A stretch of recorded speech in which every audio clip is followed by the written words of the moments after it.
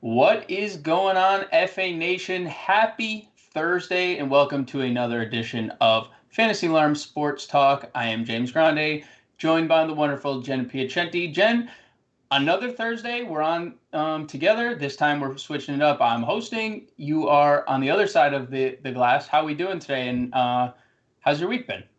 It's been pretty good, a cool weekend, lots of exciting stuff in sports. Obviously, lots of cancellations going on now, which we might briefly address, but overall it's been a pretty good week. Great. And we're going to be talking just like we have been the last couple weeks, some MLB news, NFL news, and we'll finish with a little fun segment, maybe some over-unders for fantasy football. But before we jump into MLB, because I figured we will start with the MLB, we do have some noteworthy news in terms of seasonal and DFS for tonight. There has already been 2 games canceled. Athletics Rangers is postponed. Phillies Nationals also postponed, and the Red Sox and the Blue Jays are considering postponement. That will likely come about 5 minutes after our show is over, so we won't have the news until then. Kidding, maybe not really. We'll find out. But that is interesting for your lineups tonight, whether you are playing seasonal or DFS. Let's jump into the MLB though, Jen. Some trading going on today. Taijuan Walker officially dealt to the Blue Jays for a player to be named later.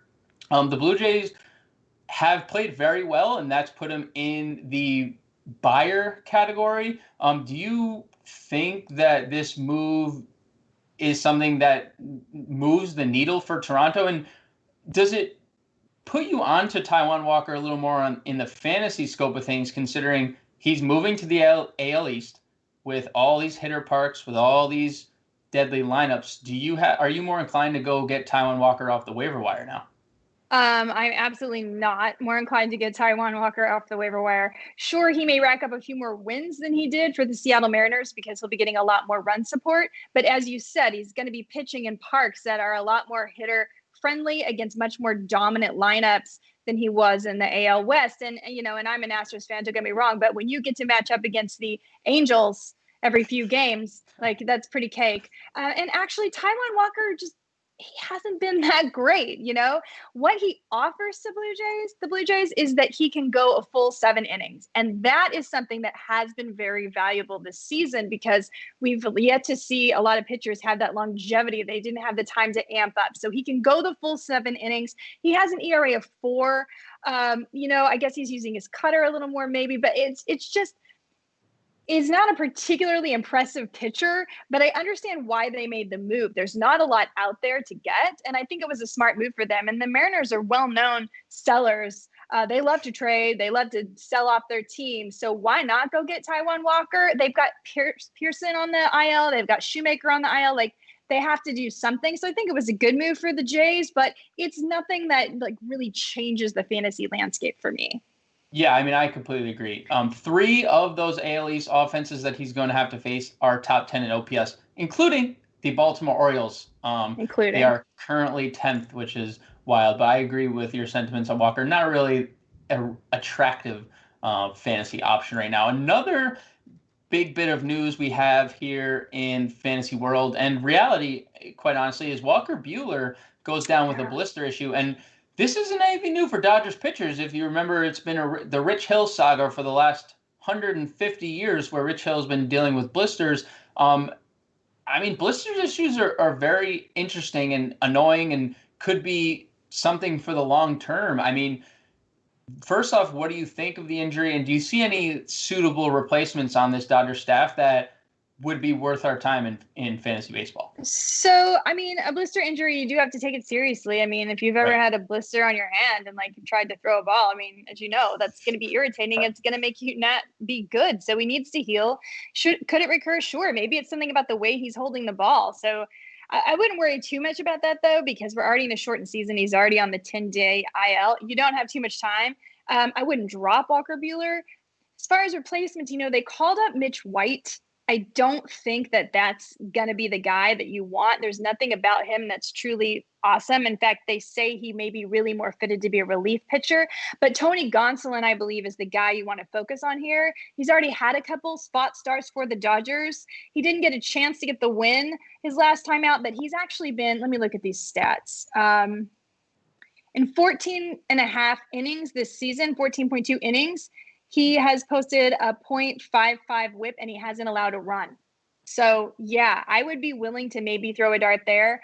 Also, Alex Wood threw a sim game on Monday, but it looks like he's not coming back anytime soon. Overall, I'm not too worried about the Dodgers pitching staff. I mean, they're pretty deep. They can probably make it through just with the relievers if they need to. But Gonsolin's probably the guy I would target if I need an immediate Walker Buehler replacement. Now, I guess my question to you is, if this continues to linger past the 10-day mark, are you comfortable just outright dropping Walker Buehler? I mean, look where we are already in the season. I mean, it's only 60 games. We're already halfway through the year. If this goes beyond 10 days, and we don't have necessarily a timeline. And Walker Buehler, they say, well, it could be another 10 days. Is that too much time to hold on to? If let's say you don't have an IL spot, or your IL spot's already being used and he's just wasting a bench spot, is that something that you would consider dropping one of everyone's favorites to, win 10 Cy Youngs? Not 10, but you know what I mean. One of everyone's favorite young pitchers. Would you be willing to drop him in that situation? I think I would hold him for the 10-day IL. And if they said it was going to be another 10 days, I think I would have to be if I didn't have an IL spot available. But I would strongly consider whether the person holding the IL spot was more valuable to me than Walker Buehler. That Walker Buehler actually hasn't been fantastic this year. He hasn't been quite as shiny and sharp as we hoped he would be. I mean, he was my pick for the NL Cy Young, and he's nowhere close. So in a short season like this, now, exception, if you're in a keeper league, this short season, you may as well just go ahead and keep this guy, even keep him in your lineup if you don't have an IL, and just play for next season. Think of it like a building year and get yourself shored up for next year. But otherwise, you just don't have time. I agree. I mean, there's no way you get rid of Walker Buehler in a keeper league. So I think that's a great point to bring up. But speaking of injuries, I think that Aaron Judge's middle name is actually injury. Leaves last night in his return in the fourth inning, and I guess it was another calf injury. If Aaron Boone was very blah, I want to say, about the way that he approached this and asked if Judge would hit the IL, he said maybe. So if Judge does hit the IL, it's dead weight at this point, right? Because a second calf injury, the Yankees are going to take every precaution they can. I still wouldn't cut Aaron Judge, even if it's 10-day IL. And I hate to say that because I don't trust him. Right. But he could come back for 3 games and hit 4 bombs. And in a shortened season again. So I would try to keep him. We know this guy goes on and off the IL all the time. You knew that to begin with. This is not a surprise. So I kind of figure you have it baked in. But remember, there was a point when he led the league with 9 home runs and RBI. Then he got injured. He could come back and do that at any point. So I would actually be more willing to wait on Aaron Judge than I would be Walker Buehler, strangely. Which in the long season, that would not be the case. That was my question. So that was my follow-up, because that was, I think, a great question to ask. And you read my mind, and I didn't even have to ask it. Who would you be more willing to keep? I think in a full season, I agree. I think I would go, I don't know. I mean, they're elite. They're both elite when they're healthy, but Aaron Judge doesn't stay healthy. Final baseball topic is one that I saw my Yankees get destroyed by, and that's Ian Anderson. And I'm wondering if, one, you got to see the start because, boy, he looked good. And two, if we're sitting on how much of our fat budget should be going towards Ian Anderson, or just how quickly should we be flocking to the waiver wire to pick this guy up? Well, again, as you brought up many times, this is a short season, so you can't wait too long. And there's not a lot of pitchers out there. I mean, we just saw a big blockbuster pitcher deal for Taijuan Walker. Right. Okay. So Ian Anderson, I think we're spending a fair amount of our fab, 20%, 25%, depending on how desperately you need a pitcher. And you could be desperate because we've lost so many. I mean, aces, Verlander, Paxton. There's just so many guys on the IL. So it just depends on what you need, how much I would spend. If he's a luxury piece, I don't know that I would even bother pursuing it. But if you desperately need pitching, why not? The Braves are probably going to win. We saw him get ahead in the count as he was pitching, we thought he didn't have command. We were wrong. This guy looked totally ready for the big leagues. And now he's got Acuna back behind him to back up the run production. Ozzie Albies should be coming back soon. I feel like he's one of the few really exciting. He had an even better debut than like Tariq Skubal and a few other guys that were maybe more highly touted or we were more excited about. And the Braves are in a position to need to win now. So I think they're going to give him every opportunity to be successful. So I think, go ahead and bid on. I mean, he's been better than a lot of aces already. Right. I mean, it's one start. But he looks pretty confident he didn't have stage fright. I mean, 5 1/3 no-hit innings to start his big league career is nothing versus to the ignore. Yankees. Versus the Yankees lineup that included Aaron Judge for 4 innings. Don't get me wrong. Like Lucas Giolito's no was amazing, so impressive. But it was versus the Pirates. Right. We're talking about a kid coming up and no hitting for 5 innings versus the Yankees. So this is a kid. So I mean that shows a lot of potential. Circling back to your point about Taijuan Walker, if that doesn't scream 2020 and that's how we start our MLB coverage, I don't know what does. Let's shift over to the NFL where some big news happened yesterday. I don't know if you saw the video of the David Montgomery injury, Jen.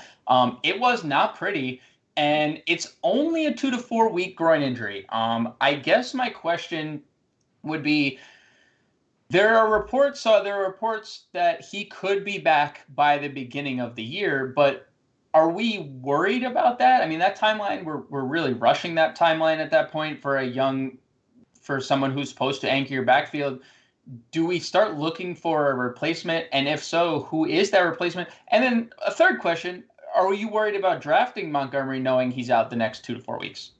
So I wasn't going to draft Montgomery anyway because I don't like him. I'm sorry. Right. It's a terrible thing to say. I don't like him. I probably like him. He's probably really an awesome guy. He's a cool kid. I don't think he's very good.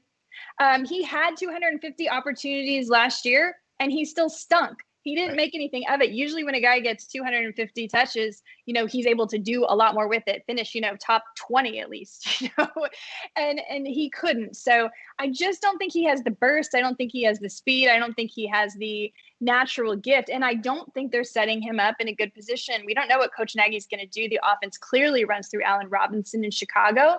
So I wasn't targeting him anyway. Now we're talking about he's going to come back. Probably not feeling great. You're right. A groin injury, maybe not for the first week. So we're taking the whole argument for David Montgomery is, but he's going to get opportunity and volume is what matters in fantasy. Well, you take even, a tenth of that volume away and suddenly he's going down even more. So obviously the obvious answer here is, Tariq Cohen. Right. Cordarrelle Patterson, these people might be more interesting, but basically I just want to stay away from the Chicago backfield. Like if it gets cheap enough, if David Montgomery starts going in the 8th round, sure, why not? But in the meantime, I don't know, they can't go get Kalen Ballage. So poor Chicago for not being able to get Kalen Ballage. In case you guys are wondering, he was apparently going to be released yesterday, but Adam Gase said, hold the phone. I will take him. I don't want the 31 other teams to get a chance at him. And the Jets made a lucrative offer to Miami that they could not refuse. So Kalen Ballage is now a part of the Jets backfield, which is already just a joy to watch. Frank Gore is apparently the best running back in camp. Le'Veon Bell is apparently has a hamstring injury and then is tweeting that he doesn't have a hamstring injury. I guess if we're going to talk about Kalen Ballage at all, what is your take on this? And what is your take on the Jets backfield as a whole? Because Adam Gase I think he's doing things intentionally to see how long he can go before he gets fired. Maybe that's it. I feel like there's some kind of a personal thing between he and Lev Bell. Like one of them wants to be the star. Right. Do you know what I mean? I feel like it's just an ego battle here, and that's all this is. And when he makes these moves, he's like, I'm just going to put you more in your place. I'm going to go get Frank Dynagore to be the guy behind you. And we know Adam Gase loves Frank Gore, and Frank Gore's best running back in camp, according to The Athletic. So I did take him late in my draft in the I did see that. draft, and I'm feeling less and less silly about it because he may just have the volume. So, and I'd heard those reports, but now that they went to get Kalen Ballage, I mean, my question is, like, are they going to shop Le'Veon Bell? Is Le'Veon Bell going to demand a trade? Like, it seems like that's where it's pointing. And if so, you know, where could he go? Where would he go? I don't know, but the whole thing's a mess. And again, I don't want a piece of it. I see Le'Veon Bell going in the 3rd, 4th round. I'm not doing that. No way. His coach doesn't like him. He had volume last year. It didn't really produce anything for fantasy numbers. And they're not doing anything to put him in a successful position, a position to succeed. And I think they'll continue to not do that, to undermine him. And that's unfortunate because they did go out and spend a 1st-round pick on Mekhi Becton, the big offensive tackles that would help Le'Veon Bell. And that doesn't matter. I agree, not touching the Jets' backfield right now. I think the Bears are on the phone with Devontae Freeman's agent right now, saying, "Hey, just get ready. We might have an opening." That would be a little intriguing in Chicagoland, I think. Joe Mixon continues to miss practice with apparent migraines, and I put them in quotes because we also know that Joe Mixon does not have the contract that Joe Mixon wants. My question to you, Jen, is do you think that these are migraines, or do you think there is something deeper? Do you think that Joe Mixon, it's kind of a holdout without it coming out as a holdout? I think it probably is kind of a holdout with coming out as a holdout. But I'm not really sure why he wouldn't just say what he wants. That part doesn't really make sense to me. I just don't really see how anybody achieves anything. Like, does he think the other running backs are so poor that if he just fakes a migraine for a few days, they'll realize, they'll come to their senses and get him a contract? I think it would just be simpler if he's like, look, I want a contract. I mean, but I guess he tried that. Yeah. And their offense is exciting. I mean, I would want to play that. Women have used this excuse for years. It doesn't work. People see through it. I have a migraine. I've used a couple of them for texting my boss as well. And, you know, not you, Howard, if you're watching. No, not you, Howard, no. Yeah, no, never. I've never had a migraine. Anyways, let's, I guess, a piece of news that just came across the timeline. I will just mention it, and we don't need to dive into it. George Kittle left practice yesterday. He's said to be fine. Don't overdo it with Jordan Reed. Let's move on. I mean, right? We don't need to. They said everyone's he's going to be fine. Jordan Reed, Kalen Ballage. Oh God, that would be the worst fantasy football team ever. I guess we'll hop over to some the fun aspect of not that everything hasn't been fun already, Jen, but some over-unders, and I pulled them from our projections page, and we'll just go position by position, quarterback, running back, wide receiver, and this is, I think, pretty significant stuff. Let's start at the quarterback position. We'll go Deshaun Watson, passing touchdowns, over under 26. Seems pretty accurate right on that. I'm going to go over. Do you think he gets 30? He has not had a 30 passing touchdown season yet. Don't think he quite gets to 30. He was my pick in the bold predictions for first-time QB passing for 30 touchdowns. Definitely and it's possible. Weird. No DeAndre Hopkins, but hey, you've been on this show with me claiming Will Fuller will stay healthy. So if Will Fuller stays healthy, a lot of touchdowns are to come with Will Fuller. I mean, he's a touchdown monster. Mm-hmm. When he's healthy, he's in the red zone. So if Will Fuller's healthy. Jared Goff passing yards, and this is he's QB 22 to 24, depending on where you're looking.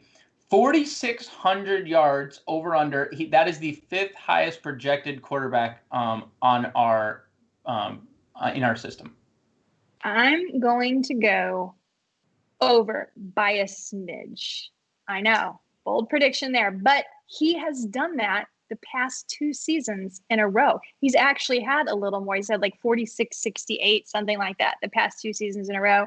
And I don't think they're going to quite trust their run game completely this year. I think he is going to have to throw and use Robert Woods, and I think he will use Tyler Higbee and Gerald Everett and all of that. And I think that I think he'll just get over that. Yeah, I think it's important to note too, the running game, he's done that twice with Todd Gurley being Right. there. And now there's definitely no Todd Gurley. There's a rookie without preseason. So I think it's a great point that you brought up about Jared Goff. I think 22 to 24 is kind of low if we're talking ADP. If you're doing a best ball and he ends up as your QB2, I think you're more than happy with that considering where he's going in drafts. Last quarterback over under, Kyler Murray, total touchdowns, 29 and a half, which is it was like 4.5 projected rushing touchdowns and 24 or 25 for passing. Do we think Kyler Murray hits 30 total touchdowns? I think he will hit 30 total. I think he will. He's got DeAndre Hopkins now. He's in his second year. As we know, he makes plays with his legs, so we're just going total. So I think he's going to take a step forward, and he's got even another weapon, one of the best in the league. So I don't see that not happening. I think it's happening. I hope so. I took him in my Scottish Bowl. Right. I mean, hey, he's a top. Some people are putting him as the third. I mean, Dak Prescott seems to settle in as that QB3, but some people have Kyler Murray higher than Dak right now on their board. So I agree. Kyler Murray, 30 touchdowns on the year. Let's move over to the running back position. Going back to the Houston Texans, and I thought this was kind of wild to see. In the projections, I think John and Pimba did this projection. I think so as well. He is driving the David Johnson train. He is asking for members. I have hopped on board. I'm like in the middle of the train. I'm not near the front of the train. There's only exclusive members up there, like John and John. But David Johnson rushing attempts over under 264. Under. 250. Let's go down. 250. Yeah. Under. 225. Under. 200. Over. Over 200, in between 225. Yeah. I think if he stays healthy, I probably put him in that range too. Yeah. Okay, John, if you're listening, we would like to know how many you think David Johnson's going to get. Because 264, I don't know about that. Yeah. Ronald Jones rushing attempts, Tom Brady's favorite running back right now. 232 over under. Under. 200? Over.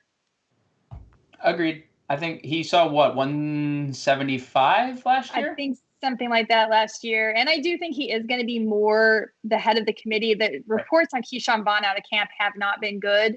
So I think it's got to be Ronald Jones. But I just don't think they're going to it's just not going to be a lot of volume there for him. I think 200 is a good 2 to 210. And I'd be comfortable if 200 is my RB3. I would be or RB4. If he's my RB4, I'm in a good spot. RB3, I'm pretty comfortable too if he's getting 200 carries. Austin Ekeler over under 119 targets on the year with Tyrod Taylor and Justin Herbert at the quarterback position. I'm gonna go over.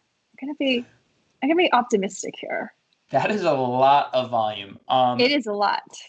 Do you think that is because they're going to like Tyrod Taylor is going to start the year and there's going to be a lot of dump offs, and then when eventually Justin Herbert takes over, it's probably safer throws, right? Where you're not trying to set your rookie up for failure. That's exactly what I think. And I think that Austin Ekeler is the veteran here that's going to get a lot of credit and a lot of opportunity. I think he really proved himself. They paid him. People are worried about him being just part of a committee, but I think he's going to be a major part of this committee. And he was even very, very productive while he was on the field with Melvin Gordon. So anybody he's running with is not going to have the level of trust Melvin Gordon had. So I see it being, he's sometimes they even run him just as a receiver. I mean, Right. he's not just a running back. So I think that it's very possible. And the reason I'm saying over is because of Tyrod Taylor more than Justin Herbert, because I think they're going to do a lot of those short dump off passes. And then obviously Justin Herbert has the arm strength. So maybe it will change a little bit. As you said, I don't know how much they're going to change their game plan mid-season, and they want to give that rookie a safety net. So I think they're going to use a lot of the run game because they should. And they've got a really, really talented running back committee. I mean, Justin Jefferson, I mean, it's a good committee. And on top of it is Austin Ekeler, who's one of the best receivers in the game. Agreed. And I think it's very close. I think if it's not over 119, it's right around short. there. Yeah, it's a hair short. Let's move over to the wide receiver position. And someone, again, I think this is kind of crazy. I'm just going to say the number and I'm going to duck because I think it's a lot of targets. AJ Green, over under 136 targets from Joe Burrow with a Tyler Boyd, with a running game in Joe, like 136, Jen. I mean, I saw that and I thought maybe it was a typo. I had the same reaction. I was like, wait, am I crazy? And no, it's under. It's considerably under. The guy has already missed half of camp. Right. So you've got other receivers there. I'm not, again, great.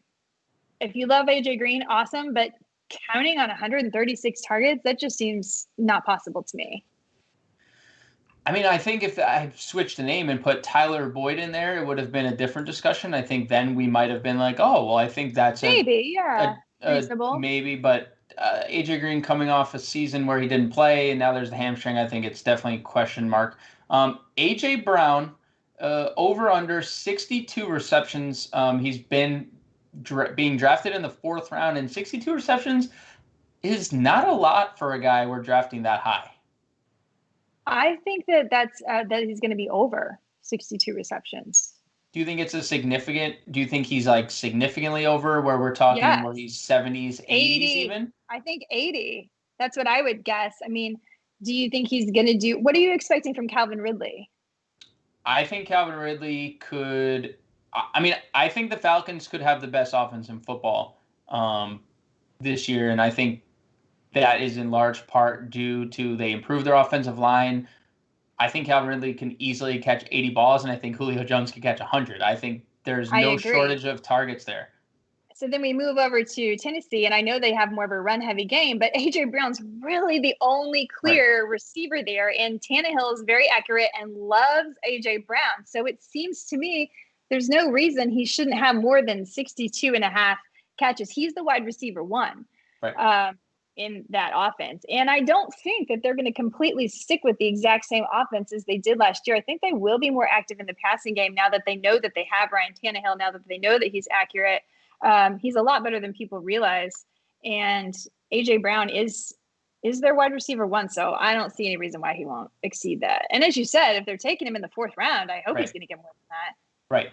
And I think you bring up a good point about Tannehill. If we get last year's version of Ryan Tannehill, I mean, we're talking about A.J. Brown, who could probably approach 90 receptions, depending on if the game plans do change, if they're trailing at all, and they can't rely on Derrick Henry's 30 touches a game. Last one, Jen, we'll get out of here. And I think it's interesting with the return of Ben Roethlisberger, we saw how good of rapport him and Juju had 2 years ago. And then Juju had a god-awful season last year, injuries, but also quarterback play was even bigger than injuries.